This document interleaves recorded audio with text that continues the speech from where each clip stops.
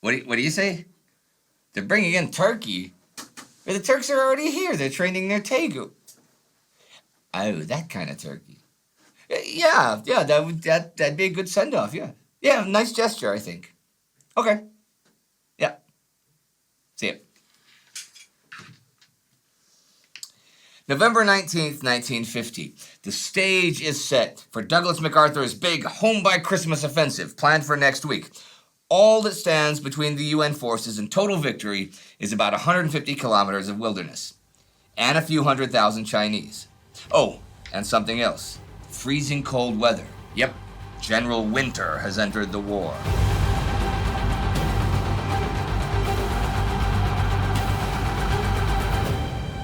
I'm Indy Neidell, and this is the Korean War. Last week, we saw the Chinese disengage all along the line in the west and disappear into the hills. We also saw activity in the east, where the ROK Capital Division, ROK is the South Koreans, ran into a column of North Koreans, and despite air and naval support from the Americans, ended the week being forced back. So how do they get on this week? Well, the KPA troops, that's the North Koreans, hammer away at them for several days, expending all of their strength. This fighting is in the vicinity of Orangchon. The Capital Division takes heavy casualties, but they give as good as they get, and air power slowly turns to side. Finally, with most of their armor destroyed and suffering from low morale, the KPA troops stop their assault, so the Capital Division can resume the advance. They pursue their attackers to the Orangchon River, where the KPA makes another stand, and that is how the week ends there. Also in the east, on the 16th, Chesty Puller's 1st Marines are relieved by elements of the U.S. 3rd Division, and they redeploy in preparation for a push north. The 7th Marines are already at Hagaru, the entrance to the Chosin Reservoir. They will be joined by other Marine units in the coming days. In the west, things remain fairly quiet, although there is some reorganization going on in preparation for the coming UN offensive. 8th Army Commander Walton Walker distributes his forces across a broad front. His strongest flank will be the left, hugging the coast. This sector is assigned to U.S. 1st Corps, made up of the ROK 1st Division, the U.S. 24th Division, and the British 27th Commonwealth Brigade. In the center, he has 9th Corps, which has finished its guerrilla duties in the south and is up here for the big push. This corps is made up of the U.S. 25th and 2nd Divisions, but is also joined by the Turkish Brigade. They arrived in Korea in mid-October, and they have been training in Daegu. On Walker's right flank is the ROK 2nd Corps. There's still question marks about this corps after it was easily bested by Chinese troops a few weeks ago and nearly shattered, but here, it's not part of the main thrust. In his reserve, Walker has the U.S. 1st Cavalry Division still recovering from their defeat at Ulsson. A couple of days after the offensive starts, he will hopefully also have access to the recently arrived British 29th Infantry Brigade, which is forming up around Kaesong before heading north. So all the heavy hitters in 8th Army are assembled and ready to move. But the Chinese know what's heading their way, and they've been making preparations too. A couple weeks ago, I talked about a pamphlet they were putting together about how to fight the Americans. In preparation for the coming battle, it's now getting passed around. This pamphlet is entitled Primary Conclusions of Battle Experience at Ulsson. Catchy name. And it contains the findings of the Chinese troops who fought the Americans at, you guessed it, Ulsson earlier this month. Cut off from the rear, they abandon all their heavy weapons. Their infantrymen are weak, afraid to die, and have no courage to attack or defend. They depend always on their planes, tanks, artillery. They specialize in day fighting. They are not familiar with night fighting or hand-to-hand combat. If defeated, they have no orderly formation. Without the use of their mortars, they become completely lost. They become dazed and completely demoralized. They are afraid when the rear is cut off. When transportation comes to a standstill, the infantry loses the will to fight. Seems a bit harsh on the American infantry, but it does make a very important point about Douglas MacArthur's reliance, or perhaps over-reliance, on air power. In fact, one reason why he's been so dismissive of the Chinese threat is their lack of enough planes to challenge the UN in the skies. The irony here is that if the Americans were following the planning advice of 8th Army Commander Walton Walker, then the battle lines would be south of the Chongchon in more open terrain on a narrower front. Chinese units would be unable to hide so easily, be way more vulnerable to air power, and struggle to penetrate and infiltrate through a more concentrated UN force. But MacArthur wants to have it both ways. He wants to be able to attack into the rough, hilly, forested terrain of the far north, and still have air power and superiority of equipment carry the day. At best, this still shows some lack of awareness about the situation on the ground. The Chinese troops, they're not bound by roads and supply dumps the same way the Americans are. They are hardy soldiers used to brutal fighting in harsh terrain. The Chinese soldiers to whom the instructions were read were well-fed, well-clothed, and sturdy. They wore warm, quilted jackets of white, mustard brown, or blue. Many had fur-lined boots. They were tough. They did not fear to leave their own lines. They carried their supply and food, even mortar rounds, with them over hills, through valleys. Their minds were conditioned by the vast, flowing landscapes of China itself. They would move over the land as if it were the sea, caring little whether they were before the enemy or behind him, for on the sea all position is relative. They possessed courage, and they would obey orders unto the death. Now, an interesting note here. T.R. Fehrenbach and many others place Lin Piao at the head of the Chinese 4th Field Army, but this may not actually be so. For many years, it was believed that the reinforced 4th Field Army was under the command of Mao's close associate Lin Piao. The Chinese today assert most firmly that this was not so. And while Lin's political disgrace might provide a motive for deceit on this issue, there is sufficient corroborative evidence to take the modern Chinese claim about Lin most seriously. Military sources in Peking say that, in the autumn of 1950, Lin was indeed urged by Mao and the Central Committee to accept command of a Chinese army to fight in Korea, and was their first choice to do so. Yet he himself argued strongly against immediate military intervention. Apparently, Lin does not think the PLA can take on the U.S. Army, let alone the U.S. Army backed by other nations' forces. He thinks they should delay getting involved, even for as long as another year, until the Chinese could be re-equipped and better trained. He also has serious reservations about what U.S. air power might do to the unprotected Chinese army. Marshal Peng Dehuai, on the other hand, argued that he could not see that China would be any better place to fight in 1951, or for that matter in 1952, than in 1950. He believed, to resort to contemporary cliché, that imperialists could be shown to be paper tigers.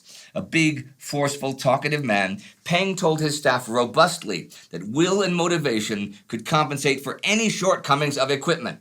One of his former officers says that Peng, from beginning to end, treated the struggle in Korea merely as an extension of the liberation war against the Kuomintang.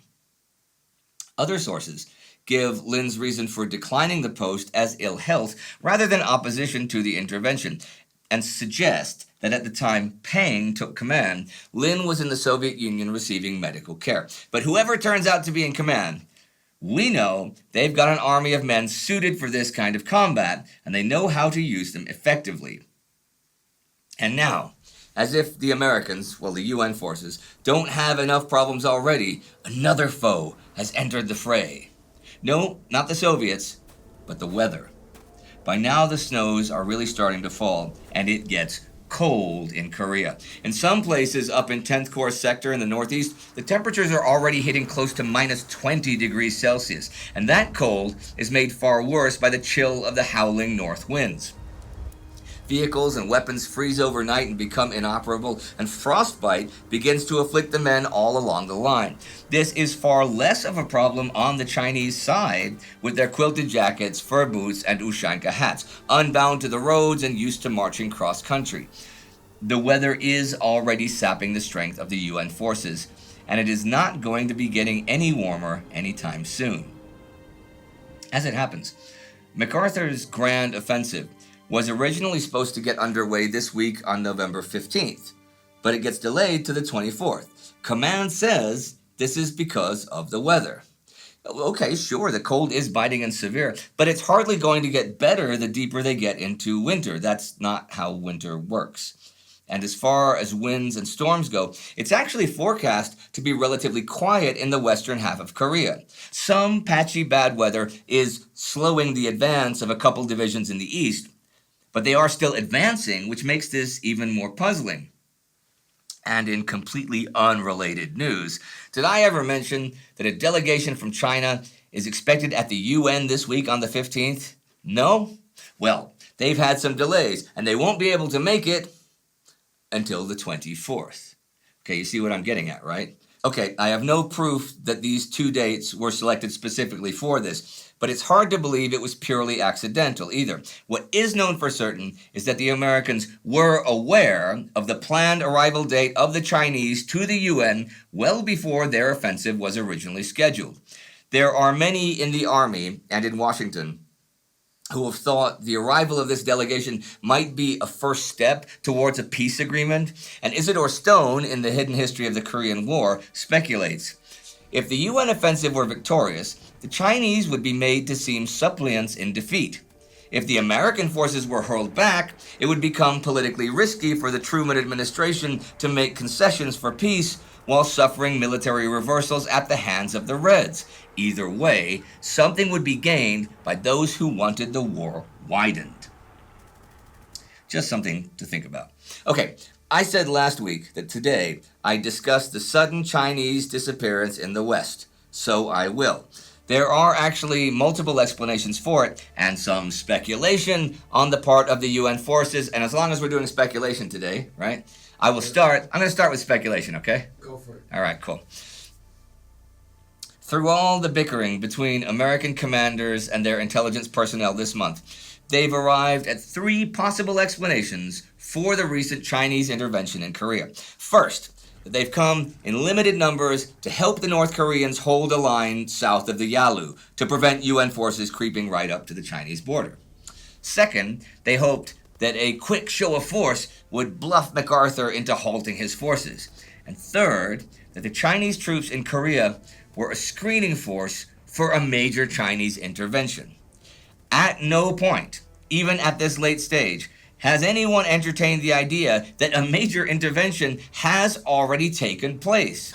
MacArthur, for his part, is fully convinced the Chinese have had their moment and are now spent, and that when his attacks begin, the Chinese will go streaming back into Manchuria.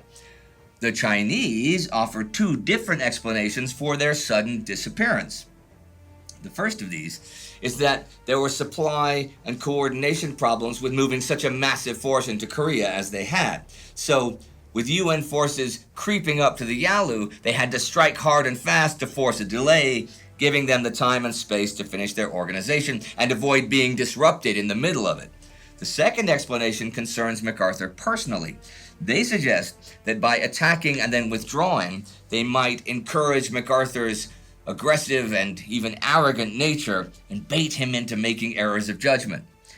Both of these are, I guess, somewhat plausible. Perhaps the first more than the second. The Chinese did, after all, disengage when 8th Army retreated to the Chongchon River, and it became apparent that they weren't in a rush to push ahead anymore. That would suggest that a delay is indeed what they wanted.